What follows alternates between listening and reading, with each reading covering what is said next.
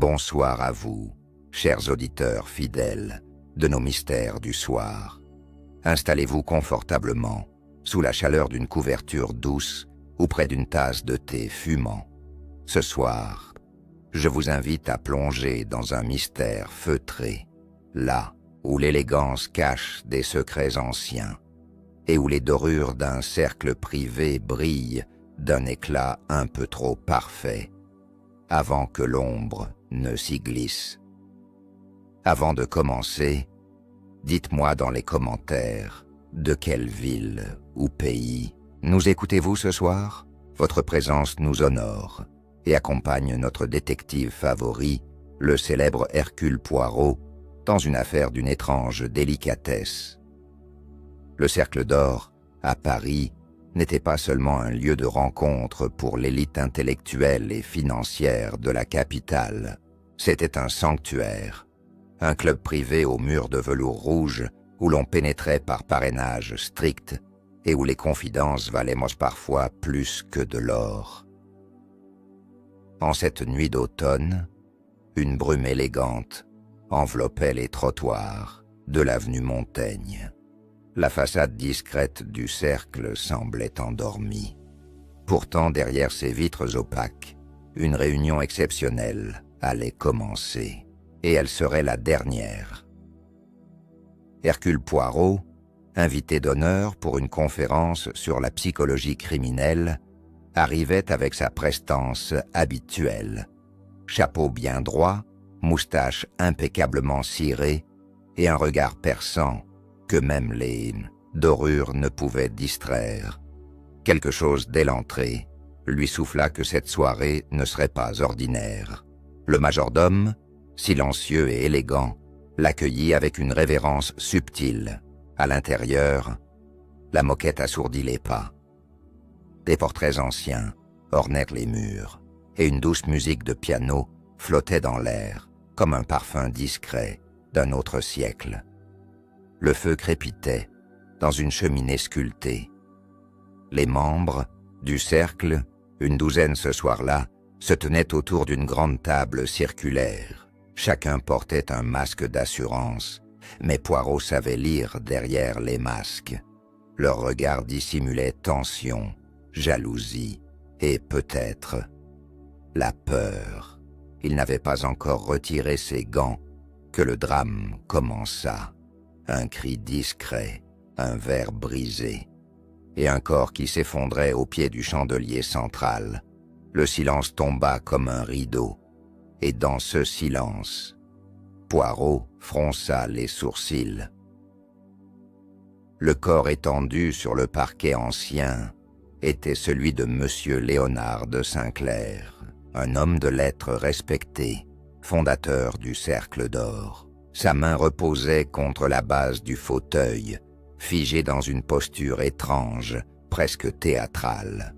Son visage, pourtant paisible, avait pâli en un instant, et près de lui, un verre éclaté révélait les éclats d'une vérité plus amère. Que le vin Poirot s'agenouilla lentement, observant chaque détail avec l'intensité silencieuse d'un horloger, examinant un mécanisme brisé. Le liquide renversé formait une tache écarlate sur le tapis ivoire. Mais ce n'était pas du vin rouge. C'était quelque chose d'autre, à l'odeur plus âcre. « Messieurs, mesdames, je vous prie de ne pas bouger, » dit-il doucement, sa voix posée, contrastant avec la tension ambiante. Ce n'est pas un simple malaise, c'est un crime. Une vague de murmures parcourut la salle, accompagnée de regards échangés, hésitants et parfois fuyants. La comtesse de Rochefort, fine silhouette, vêtue de velours noir, porta un mouchoir à ses lèvres. Mais c'est impossible. Léonard était en parfaite santé, ce matin encore. Poirot ne répondit pas, ses yeux suivant une trace presque invisible de gouttelettes le long du verre brisé. Le majordome, Émile, revint avec une serviette, Mais Poirot l'arrêta d'un geste. « Non, mon ami, rien ne doit être déplacé. Chaque objet ici est un témoin silencieux. » Émile recula les mains jointes, troublé mais obéissant. Sur la table, les verres restants étaient tous identiques. Tous sauf un verre à pied, légèrement plus fin, presque imperceptiblement différent. Poirot le montra du doigt. Celui-ci n'est pas comme les autres. Pourquoi? À qui appartenait-il? Un silence pesant s'ensuivit. Puis une voix grave répondit enfin. « C'était le mien », dit le docteur Morel, un homme à l'allure austère, les sourcils froncés par l'inquiétude. « Mais j'ai échangé ma place avec Léonard à la dernière minute. Il souhaitait être plus près du feu. » Le détective hocha la tête, son regard devenant encore plus attentif. « Voilà qui change beaucoup de choses, monsieur le docteur, beaucoup. » Un frisson parcourut la pièce. La tempête à l'extérieur se mit à gronder doucement, comme un écho au soupçon naissant. Poirot se redressa et fit lentement le tour de la salle. Chaque pas était une promesse de vérité, chaque regard une énigme à déchiffrer. Le mystère venait de s'éveiller, et le cercle d'or n'en sortirait pas indemne. La pluie s'était intensifiée, fouettant les vitres teintées du cercle d'or dans un rythme régulier, presque hypnotique. À l'intérieur, le silence était désormais une présence lourde, presque palpable. Le feu crépitait doucement, comme si lui seul n'avait pas encore compris que la mort s'était invitée. Poirot, toujours debout, près du fauteuil vide de M. de Saint-Clair, tourna lentement sur lui-même, son regard scrutant les expressions, les mains, les postures. Il est très rare qu'un crime de cette nature survienne sans une faille préalable dans l'harmonie. Je me demande, depuis combien de temps cette faille grandissait-elle? La baronne Elvire de Cournon, femme aux bijoux discrets mais au regard acéré, haussa un sourcil. Ce cercle est fondé sur la confiance, monsieur Poirot. Nous sommes tous amis depuis des années. Poirot inclina poliment la tête. Mais bien sûr, madame la baronne, et c'est justement là que se cache le danger. Car la trahison, voyez-vous, ne vient jamais d'un inconnu. Elle prend racine dans la proximité. Son accent belge rendait chaque mot plus tranchant, plus mesuré. Le colonel Durand, en retrait près de la cheminée, croisa les bras. « Vous suggérez que l'un d'entre nous aurait voulu tuer Léonard? Pour quelle raison? C'était un homme apprécié, respecté. » Poirot s'approcha de lui, le visage serein. « Apprécié, dites-vous? C'est possible. Mais respecté, non, cela est plus difficile à mesurer. Peut-être que derrière ce respect apparent se cachaient des rancunes anciennes, des promesses brisées, ou un secret trop lourd à porter. » Un léger gémissement fit tourner toutes les têtes vers la jeune Isaline, filleule du défunt, recroquevillée dans un fauteuil près du piano. Elle tremblait légèrement, et ses yeux brillaient de larmes retenues. Je l'ai entendu se disputer au téléphone. Il criait. C'était il y a 2 jours. Poirot s'approcha doucement. « Et vous avez entendu à qui il parlait, mademoiselle ?» Elle secoua la tête. « Non, mais... » Il a dit... « Ce que tu as fait au cercle ne restera pas impuni. » Un murmure traversa la salle. Les regards se croisèrent à nouveau, cette fois teintés de crainte. Poirot se redressa et se tourna vers tous. « Mesdames, Messieurs, ce que nous avons ce soir, ce n'est pas seulement une mort tragique, c'est le premier acte d'un drame ancien, longtemps resté dans l'ombre. À ce moment, l'horloge du hall sonna doucement 9 heures. Le son résonna dans l'âme de chacun comme un avertissement discret. La vérité allait devoir émerger, qu'elle plaise ou non. La salle du cercle s'était vidée de ses rires. Seule la pluie tapotait encore contre les vitres et le feu, fidèle, poursuivait sa danse rougeoyante. Poirot avait demandé à ce que nul ne quitte les lieux. Les membres, d'abord réticents, avaient fini par obéir à cette voix calme, mais ferme, qui portait en elle le poids de la vérité en marche. Ils s'étaient retirés dans le petit salon attenant, un endroit plus intime, bordé de boiseries anciennes et d'estampes japonaises. Assis dans un fauteuil, à accoudoir de cuir, il sortit de sa poche un petit carnet à couverture grise. Là, il y nota les éléments déjà connus, d'une écriture serrée et élégante, un vers isolé, un échange de places, une menace entendue, et un cercle où l'on cache bien plus que l'on montre. Il referma doucement le carnet et fit signe à Émile, le majordome, d'entrer.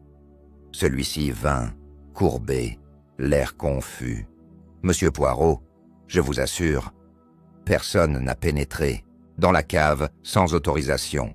Le vin servi ce soir provenait de la réserve habituelle. Je n'en doute point, mon ami, » répondit Poirot. Mais dans les détails les plus simples se cachent parfois les indices les plus précieux. Dites-moi, qui parmi les membres vient le plus souvent ici, en dehors des soirées officielles? Le majordome hésita. Madame la baronne, sans doute. Elle aime lire près de la cheminée les après-midi. Et le docteur Morel. Il a parfois des entretiens privés avec monsieur de Saint-Clair. Très bien. Merci, Émile. Vous pouvez disposer. Le majordome s'inclina et quitta la pièce, laissant Poirot dans une réflexion immobile. Il ferma les yeux quelques instants. Lorsqu'il les rouvrit, une image surgit dans son esprit. Un tableau accroché dans le couloir, représentant une scène champêtre, semblait avoir été déplacé récemment. Il se leva, traversa le couloir, en silence, et observa le cadre de plus près. Une empreinte légère, ovale, était visible dans la poussière du mur. Poirot toucha le coin du tableau et le souleva doucement. Derrière, une fente dans le bois de la paroi, un compartiment. Il inséra ses doigts et en retira une enveloppe épaisse, scellée à la cire rouge, sans adresse, sur la face, en lettres nettes, à ouvrir seulement si je disparais. L. de Saint-Clair. Poirot ne sourit pas. Il savait que cette nuit, le cercle d'or venait d'ouvrir la première porte d'un labyrinthe plus ancien encore. Derrière chaque membre, il sentait déjà le poids des années, des secrets qui n'avaient... Le salon était plongé dans une demi-pénombre paisible, bercé par le tic-tac lent de l'horloge murale. Poirot, assis avec une droiture presque géométrique, observait longuement la lettre dans ses mains gantées. La cire rouge, intacte, semblait défier le moment. Ce n'était pas une lettre ordinaire, c'était une confession suspendue entre vie et mort. Il approcha doucement le seau de la flamme d'une chandelle. La cire se ramollit, céda, et la lettre s'ouvrit dans un bruissement feutré. Les pages, d'une calligraphie fine et méthodique, étaient rédigées par Léonard lui-même. Chaque mot, chaque tournure portait la marque d'un homme lucide, mais accablé. Si vous lisez ces lignes, c'est que ma fin n'est plus un simple pressentiment. Le cercle d'or, que j'ai fondé avec espoir, s'est lentement mué en un théâtre de manipulation. Ce club, jadis lieu d'idéal, a servi de couverture à bien des transactions, des trahisons et une disparition. Poirot releva les yeux. L'atmosphère de la pièce venait de changer. Les murs eux-mêmes semblaient écouter. Il poursuivit sa lecture avec une attention presque religieuse. Il y a 17 ans, un homme est mort par erreur dans les couloirs du cercle. Il n'aurait jamais dû être là. Le drame fut étouffé. Tous ceux présents ce soir-là ont juré silence. Mais le poids de ce serment m'écrase chaque jour davantage. Un nom était écrit à la fin de la page, isolé, presque tremblant. Poirot le prononça à voix basse. Achille Delmas. Un nom que personne n'avait mentionné ce soir. Il rangea la lettre dans la poche intérieure de son veston et sortit du petit salon. Dans la grande salle, les membres attendaient, rassemblés en silence. Le feu s'était affaissé, projetant des ombres plus longues que jamais. « Mesdames, messieurs, dit Poirot, s'adressant à tous d'une voix douce mais ferme, il me faut vous poser une question simple, mais cruciale. Qui, parmi vous, se souvient d'un certain Achille Delmas? Un tremblement, imperceptible d'abord, traversa les visages, puis un silence compact. Aucun mot ne vint, mais dans les regards, Poirot lut autre chose, un souvenir partagé, enfoui, redouté, un secret, vieux de 17 ans, qui venait de frapper à la porte. La baronne se redressa lentement. Ses doigts tremblaient contre la manche de son fauteuil. « Nous avions fait le serment », murmura-t-elle, presque pour elle-même. Mais Poirot entendit, et ce murmure valait aveu. Le feu ne crépitait plus que par intermittence, comme si lui aussi hésitait à éclairer les visages de ceux qui, désormais, ne pouvaient plus fuir le passé. Poirot, debout près de la bibliothèque, gardait les bras croisés derrière le dos, ses yeux scrutant chaque réaction avec la minutie d'un chirurgien de l'âme. La baronne de Cournon se leva enfin. Son regard, d'ordinaire si altier, portait maintenant le poids d'un souvenir que les années n'avaient pas effacé. Elle inspira profondément, comme si elle remontait à travers le temps. Achille Delmas, étudiant en droit, neveu d'un des fournisseurs du cercle. Il avait trouvé refuge ici un soir d'hiver. Il pleuvait fort. Poirot fit un léger mouvement de tête. « Continuez, je vous prie. » Il ne devait pas être là. Il avait surpris une conversation dans le petit bureau. Une affaire d'argent, de commissions illégales, je crois. Léonard l'a découvert. Il a essayé de calmer les choses. Mais Delmas s'est enfui dans les escaliers. Dans la précipitation, elle s'interrompit, la voix tremblante. Ce fut le colonel Durand qui termina la phrase dans un ton sec. Il est tombé, le cou brisé. Personne ne l'a poussé, mais nous savions que si l'affaire sortait, le cercle serait détruit. Un frisson parcourut la salle. Poirot ferma les yeux un instant.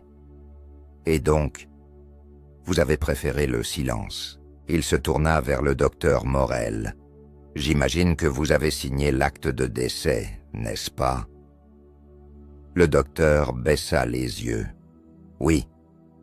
Une crise cardiaque, officiellement. Je le regrette, croyez-le bien. Mais j'étais jeune, faible, et j'aimais ce lieu. Poirot marcha lentement vers la fenêtre, Messieurs, mesdames, il ne s'agit pas ici d'un simple accident oublié. Il s'agit d'un secret partagé, transformé en dette. Une dette que quelqu'un, ici, a décidé de faire payer ce soir. Isaline, toujours blottie dans son fauteuil, leva les yeux. Mais pourquoi maintenant, après tant d'années? Poirot se retourna vers elle, son regard adouci. Parce que la vérité, mademoiselle, vieillit rarement en silence. Un mot prononcé, un regard de trop, un regret mal contenu. Et le passé ressurgit. Quelqu'un a ravivé la blessure, quelqu'un a décidé de faire justice. Le piano resté silencieux jusque-là, vibra doucement dans le silence, touché par un courant d'air. Comme si même la musique pleurait, cette vérité retrouvée. Le cercle d'or n'était plus un havre de privilèges. C'était une scène de théâtre, et l'acte final venait de commencer. Le calme s'était installé comme un brouillard dans la pièce, dense et impalpable. Les membres du cercle, habituellement si loquaces et distingués, restaient figés, prisonniers de leurs souvenirs et des murs lambrissés qui semblaient tout entendre. Poirot, quant à lui, se dirigea lentement vers la bibliothèque attenante, une pièce rarement ouverte aux visiteurs. Il poussa la porte d'un geste mesuré. Une odeur ancienne de cuir, de bois ciré et de papier jauni emplit l'air. Le parquet grinçait doucement sous ses pas. Les rayonnages étaient pleins d'ouvrages rares, d'albums reliés à la main, de volumes dont les titres n'étaient plus lisibles. Et au fond de la pièce, un bureau. Celui de Léonard Poirot s'en approcha, glissant les doigts sur le bois poli. Tout était en ordre, trop en ordre. Pas une feuille ne dépassait. Aucun stylo posé au hasard. C'était, selon ses mots, l'ordre d'un homme désordonné qui tente désespérément de le dissimuler. Il tira un tiroir, vide. Un second, des stylos alignés, un carnet vierge. Le troisième, verrouillé. Poirot fouilla les poches de sa veste et en sortit un petit outil d'acier. En quelques secondes, le tiroir céda à l'intérieur. Un carnet noir, relié en cuir, fermé par une bande élastique usée. Il le feuilleta, page remplie. Date, lieu, nom, un journal de pensée et de soupçons. Les dernières pages étaient plus nerveuses, griffonnées à la hâte. Une ligne attira son attention. Il sait. Je l'ai vu dans ses yeux. S'il parle, c'est fini pour nous tous. Et pourtant, j'hésite à le dénoncer. Poirot fronça les sourcils. Qui était ce « il » ? L'un des membres ? Un inconnu, infiltré ? Il retourna à la salle principale, carnet en main, et appela calmement. « Docteur Morel, un mot, s'il vous plaît. » L'homme s'approcha, visiblement inquiet. Poirot l'observa avec intensité. « Avez-vous lu ce carnet ? Était-ce vous dont il parlait ?» Morel blêmit légèrement. « Non, jamais. Je ne savais même pas qu'il en tenait un. » Poirot nota la réponse, mais ne la commenta pas. Il s'adressa alors à tous. Le moment est venu d'agir avec courage.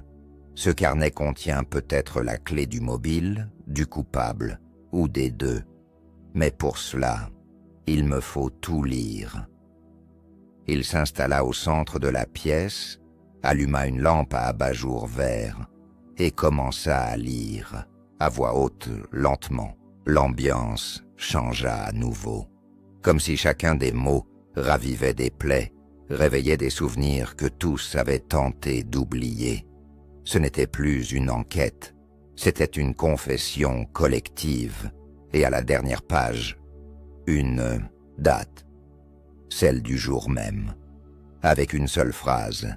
« Ce soir, l'un de nous ne repartira pas vivant. » Un silence coupant tomba sur la pièce à la lecture de cette dernière phrase. Tous les regards convergèrent vers Poirot, qui referma lentement le carnet, comme si ce simple geste suffisait à marquer un tournant. Le feu, dans l'âtre, émettait désormais plus de cendres que de flammes. L'atmosphère s'était refroidie, et pourtant, chaque front était perlé d'angoisse. Poirot se leva, droit comme un métronome, et s'avança vers la grande table. Il passa les doigts sur son rebord, puis regarda chacun dans les yeux. Un à un, sans hâte, sans cligner. Ce que je vais vous demander maintenant peut paraître étrange, mais je vous en conjure. Obéissez. Il fit signe au majordome Émile. Apportez, s'il vous plaît, une nappe blanche, une lampe de poche et un miroir de taille moyenne. L'homme s'exécuta sans discuter, bien qu'un peu déconcerté. Poirot disposa les objets au centre de la pièce, éteignit toutes les lumières, à l'exception d'une. Il plaça la lampe de poche sous le miroir et projeta sa lumière vers le plafond. « Maintenant, » dit-il avec une solennité inhabituelle, « chacun de vous, tour à tour, va s'asseoir devant cette lumière. Et je vous puis vinrent les autres, le colonel, la baronne, le docteur. Chacun fit face à son propre reflet. Certains détournèrent les yeux, d'autres tremblèrent légèrement. Mais une chose attira l'attention de Poirot. Lorsque vint le tour d'Isaline, la jeune fille baissa immédiatement les yeux et ne put parler. Il s'approcha d'elle doucement. « Mademoiselle Isaline, ce n'est pas un interrogatoire. C'est une invitation à l'honnêteté. Léonard vous considérait comme une fille, mais parfois, les liens du cœur cachent de lourdes chaînes. » Isaline éclata en sanglots. Il avait changé.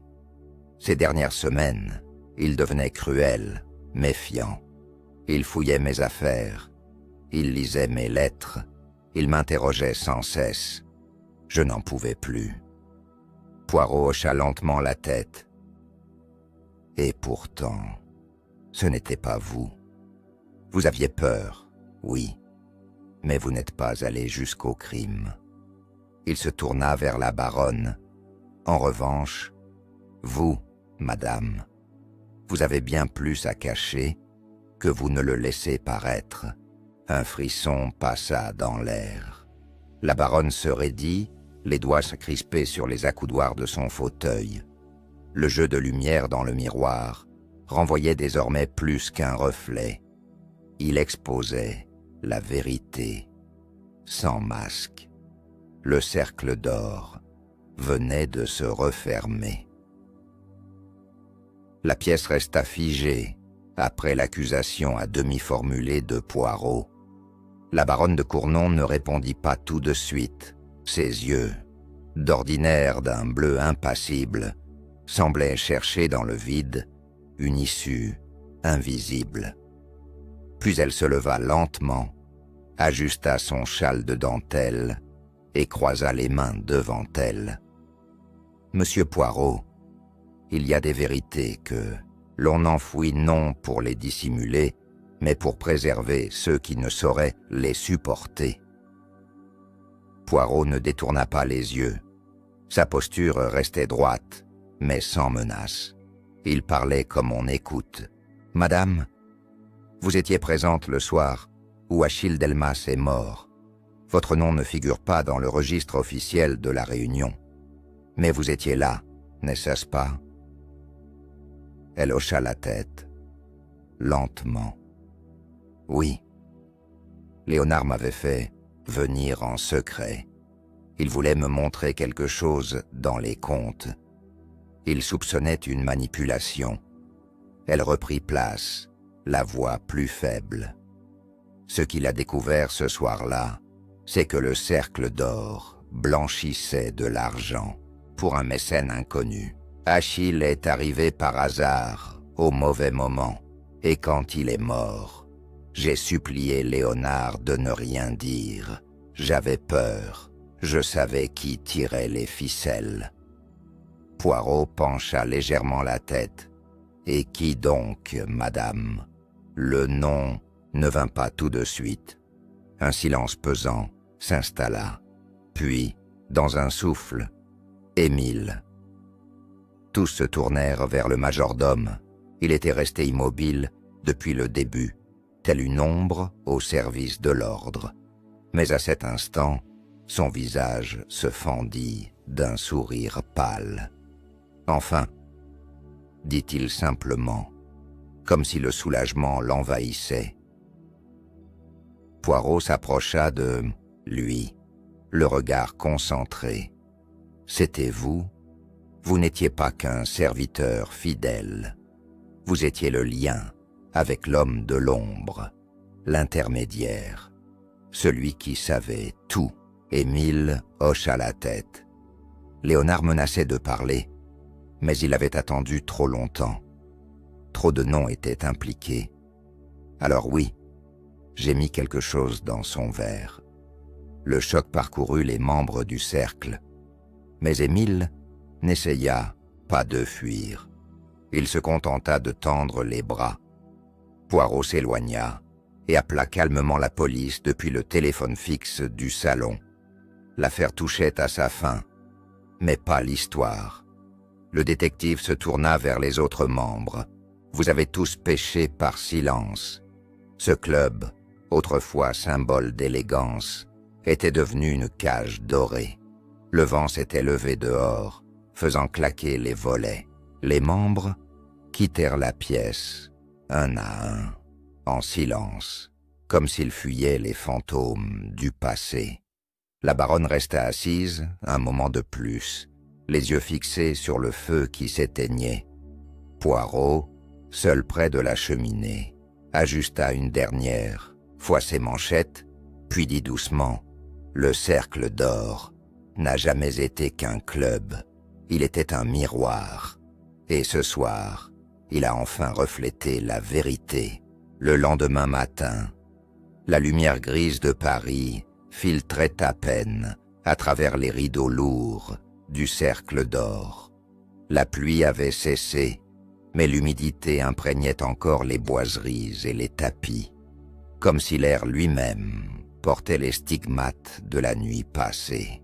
Hercule Poirot, déjà vêtu, prenait un thé parfaitement infusé dans le petit salon de l'étage, les pensées en ordre malgré le poids des révélations. La police avait emmené Émile sans résistance. Son aveu n'avait laissé place à aucun doute. Et pourtant, quelque chose dans l'attitude du majordome continuait de troubler Poirot.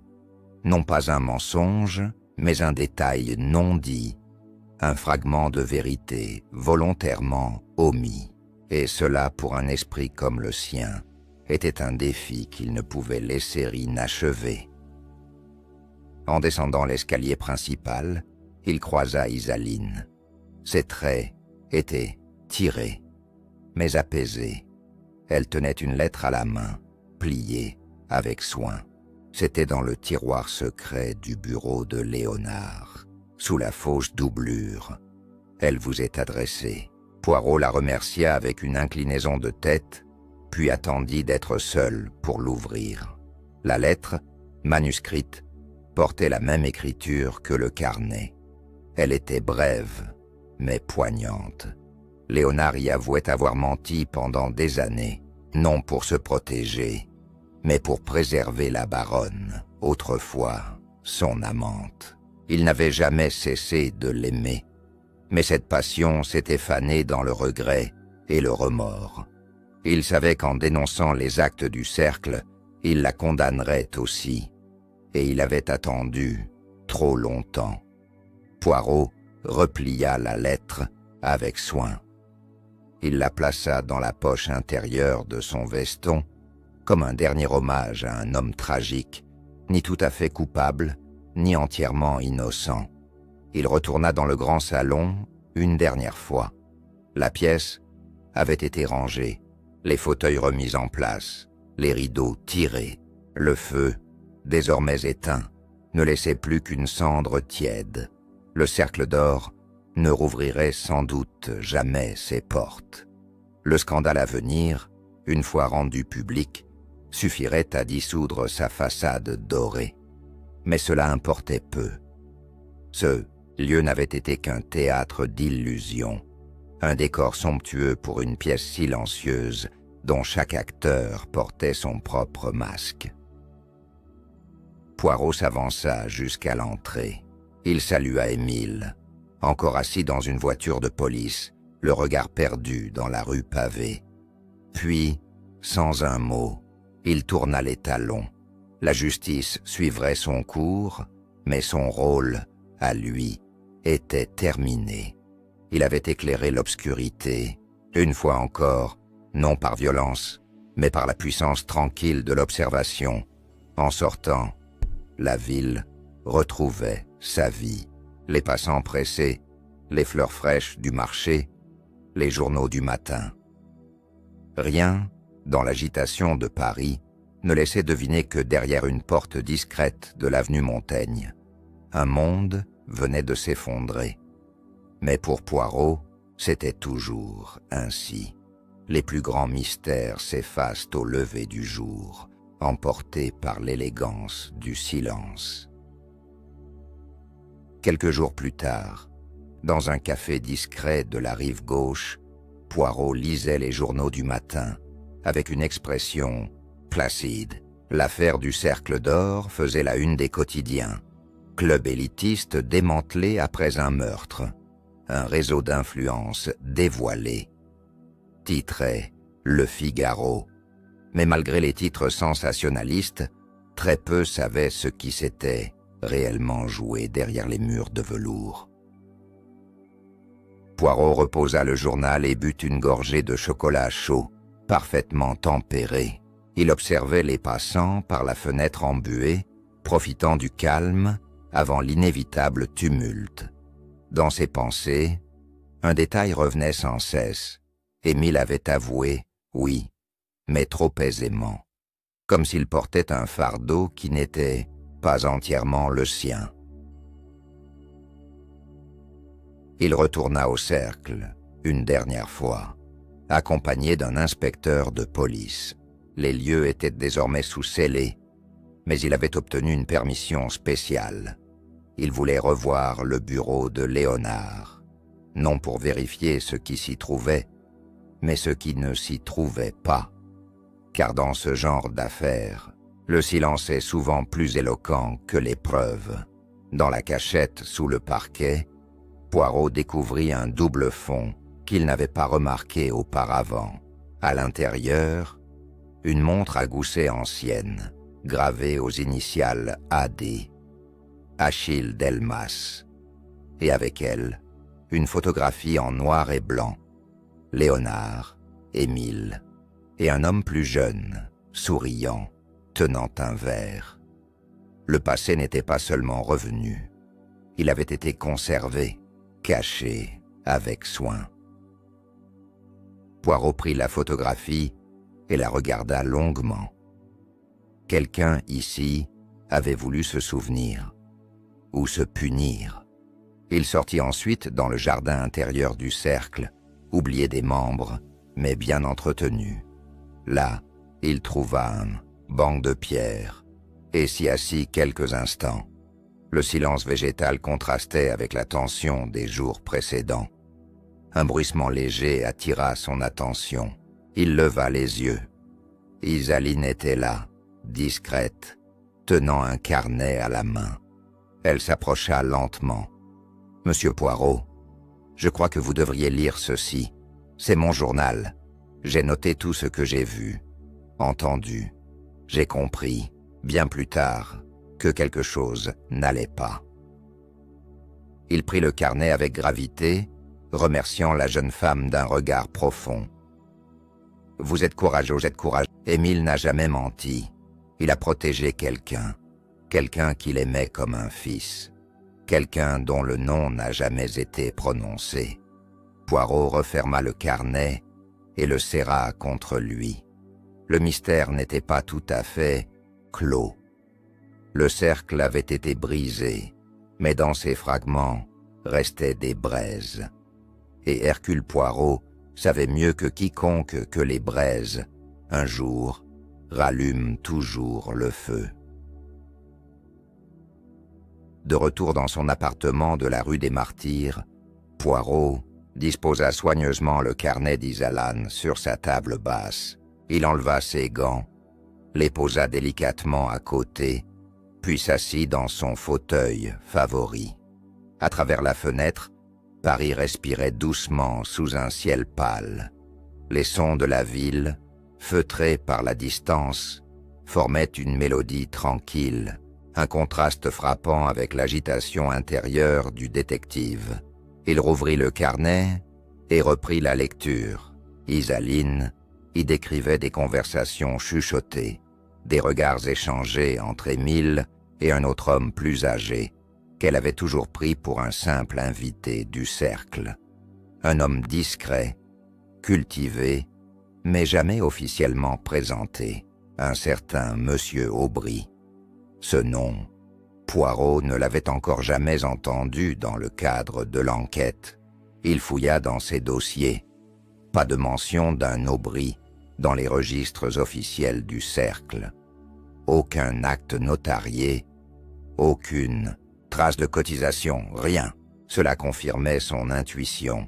Cet homme avait été volontairement effacé, et seul Émile, aujourd'hui incarcéré, aurait pu parler de lui. Mais Émile s'était muré dans le silence, comme pour protéger une mémoire sacrée. Poirot se leva brusquement. Il se rendit au ministère de la Culture, sous un prétexte simple, une consultation sur les archives des mécènes privés des années 1920-1930. Après plusieurs heures à fouiller les registres, son doigt s'arrêta enfin sur un nom. Jean-Aurélien Aubry, ancien diplomate, retiré de la vie publique après un scandale à l'étranger, et surtout ancien protecteur des premières années du Cercle d'Or. Le lien devenait clair.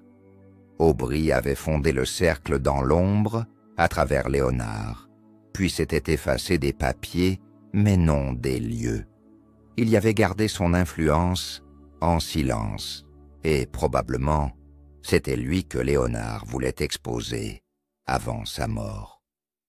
Poirot soupçonnait maintenant qu'Émile n'avait pas agi pour lui-même, mais pour protéger celui qui représentait tout un pan de son passé. Il retrouva l'adresse de l'ancien diplomate, une résidence discrète à Neuilly-sur-Seine, entourée de hauts murs et d'ifs taillés au cordeau. Lorsqu'il sonna, un majordome apparut, surpris mais poli. Monsieur Aubry n'a plus reçu de visite depuis plusieurs mois. Il est malade, très affaibli. Poirot insista. Après quelques minutes d'attente, on le fit entrer.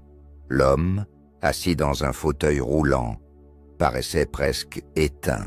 Ses traits étaient fins, son regard perçant malgré la fatigue. Poirot s'approcha doucement. « Monsieur Aubry, je suis Hercule Poirot. Je viens au sujet de Léonard de Saint-Clair. » Un éclat passa dans les yeux fatigués du vieil homme. Il a parlé, n'est-ce pas? Il n'a pas pu s'en empêcher. Poirot ne répondit pas.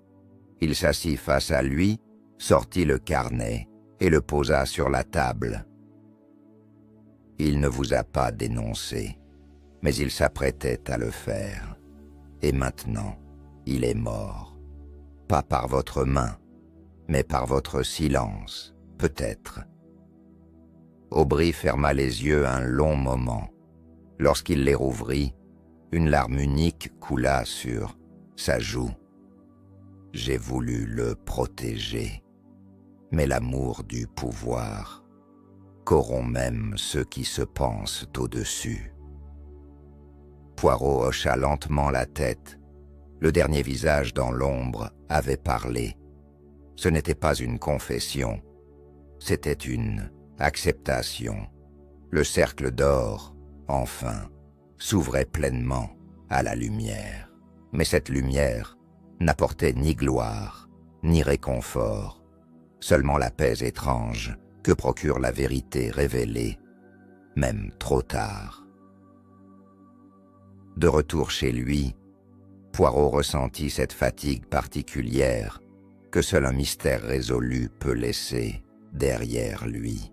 Ce n'était pas l'épuisement du corps, mais celui de l'esprit, celui d'avoir levé le voile, pièce par pièce, sur une mosaïque d'ombre, tissée par des années de silence. Il rangea le carnet d'Isaline dans une boîte scellée, qu'il conservait pour ses cas les plus sensibles, non pas comme preuve judiciaire, mais comme mémoire d'une vérité sauvée de l'oubli.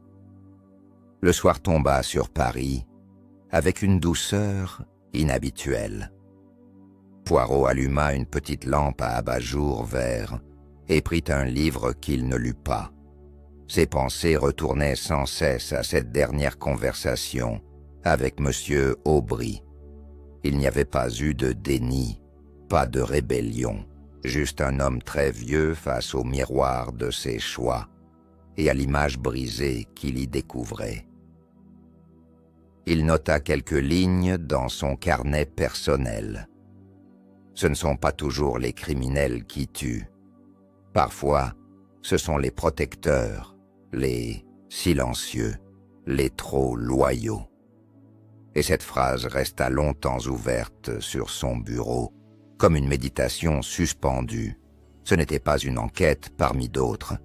C'était une blessure ancienne, rouverte pour respirer, avant de se refermer.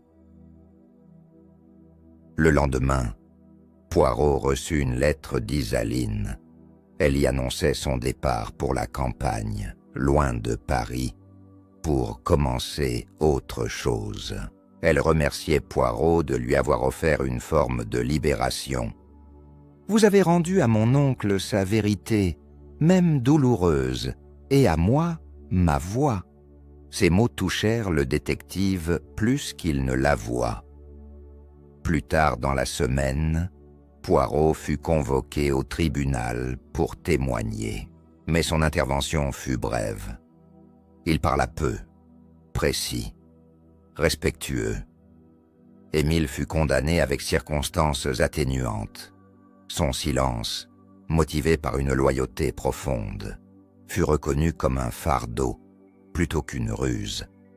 Il entra en détention avec la même discrétion qu'il avait toujours eue. Quant au cercle d'or, il fut dissous officiellement. Ses biens saisis, ses archives confiées à l'État. Mais Poirot savait que les murs retiendraient longtemps les murmures de ses anciens. Membres. Il passa une dernière fois devant la façade de l'avenue Montaigne. La porte close, les rideaux tirés, et dans le reflet de la vitrine, il crut voir son propre regard plus lourd qu'à l'ordinaire. Il pensa à Léonard, à sa peur, à ses regrets, à cette lettre écrite dans l'ombre. Et il se dit que parfois, les grandes tragédies naissent de petites lâchetés. Le cercle d'or avait voulu briller trop fort et s'était consumé de l'intérieur. Dans le silence des grandes sociétés, il n'y a pas d'éclat, seulement des échos. En rentrant, Poirot suspendit son manteau, s'assit à sa table et prit un nouveau carnet. Il inscrivit en haut de la première page « Le cercle d'or », une leçon de loyauté, de secret et d'humanité. Puis il referma doucement la couverture et regarda la nuit tomber avec une sérénité rare. L'affaire était close, mais l'âme, elle, avait été remué. Les jours s'étaient écoulés dans une paix discrète. Mais pour Hercule Poirot, cette paix n'était jamais synonyme d'oubli. Il marchait souvent dans Paris, les mains croisées derrière le dos, arpentant les rues familières avec cette régularité rassurante, cherchant non pas des affaires, mais le calme entre deux vérités. Pourtant, il savait que certaines histoires ne le quittent jamais, vraiment. Matin, il reçut un petit colis. L'écriture sur l'étiquette était fine, soignée. À l'intérieur, une photographie encadrée. C'était le salon du Cercle d'Or, avant le drame. Tous les membres y étaient présents, debout, souriants. Émile, discret au second plan, y figurait aussi. Et au centre, Léonard, droit, fier, les mains croisées. Une note était glissée derrière le cadre, pour que même les lieux de silence gardent une voix. Poirot contempla longtemps cette image. Elle était figée dans une époque révolue, mais elle vibrait d'un étrange malaise. Il la plaça sur l'étagère entre ses volumes d'Agatha Christie et les mémoires du commissaire Japp, comme une pièce à la fois historique et personnelle. Le mystère résolu ne devenait jamais pour lui une simple affaire classée. C'était une empreinte invisible sur sa propre mémoire. Ce même jour, il fut invité par un cercle littéraire pour donner une conférence sur la nature du mensonge élégant. Il accepta avec son habituel soin des détails. Durant son discours, il évoqua l'affaire sans jamais la nommer, décrivant un club où le silence était devenu un art, et la vérité, un fantôme poli qui hantait chaque tasse de thé. L'audience, suspendue à ces mots, en sortit troublée. Après la conférence, une femme âgée s'approcha. Elle tenait une broche identique à celle portée par la baronne de Cournon. « Elle était ma sœur », dit-elle simplement. « Elle vous admirait en secret, et je crois qu'elle a trouvé la paix grâce à vous. » Poirot inclina la tête. Ce n'était pas une victoire, mais c'était un apaisement. Le soir même, alors qu'il écrivait dans son journal, une pensée lui traversa l'esprit. Il existe des cercles dans la vie qui ne sont pas faits pour se refermer. Ils sont là pour se briser, pour que la lumière puisse enfin entrer. Il sourit doucement à cette image. Parfois, l'ordre venait non par la réparation, mais par la révélation. Il referma son carnet et se leva. Dans sa salle à manger, une table impeccablement dressée l'attendait. Une seule assiette, un œuf mollet parfait, une nappe blanche repassée. Tout était en ordre. Il prit place et se servit lui-même le café. Le monde pouvait bien trembler à l'extérieur. Ici, la rigueur protégeait l'âme. En croquant dans son pain grillé, Poirot se permit un dernier regard vers la photographie du cercle. Vous avez tous joué votre rôle, mes amis. La brume matinale s'était levée sur la ville, comme un rideau doux et lent. Les pavés humides reflétaient les silhouettes des passants emmitouflés, chacun vacant à ses occupations, inconscient du drame désormais révolu. Hercule Poirot, comme à son habitude, avait quitté son appartement avec exactitude à 9 heures. Mais ce jour-là, il ne se rendait ni à une enquête, ni à une réunion. Il marchait, simplement, pour lui. Ses pas le menèrent jusqu'au jardin du Luxembourg. Là, sur un banc, ombragé par des tilleuls, il s'assit et observa les feuilles qui tombaient. Le monde, pensait-il, est rempli de cercles invisibles, amitié, loyauté, secret. Tous se referment, tôt ou tard, mais certains laissent une trace plus profonde que d'autres. Il pensa à Issaline, quelque part à la campagne, reconstruisant sa vie loin des fantômes dorés. Il pensa à Émile, désormais oublié du public, mais gravé dans sa mémoire comme l'un des personnages les plus tragiques qu'il ait rencontrés. Et il pensa à Léonard, homme noble, faible, perdu dans ses propres contradictions. Peut-être que la justice l'avait rattrapé trop tard, mais elle l'avait tout de même rattrapé. Poirot ferma les yeux quelques instants, laissant le silence de la nature remplir son esprit. Il avait toujours su que les grandes vérités ne se crieraient jamais. Elles se murmurent ou s'écrivent en silence, entre deux pages, entre deux regards. Le cercle d'or, par son éclat et sa chute, en était la parfaite démonstration. Une jeune femme vint s'asseoir sur un banc voisin, un livre à la main.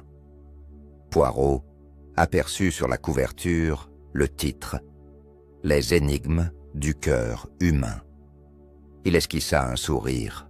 « Le plus grand mystère de tous », pensa-t-il, puis il se leva doucement, saluant poliment la lectrice, et reprit son chemin, les mains croisées dans le dos.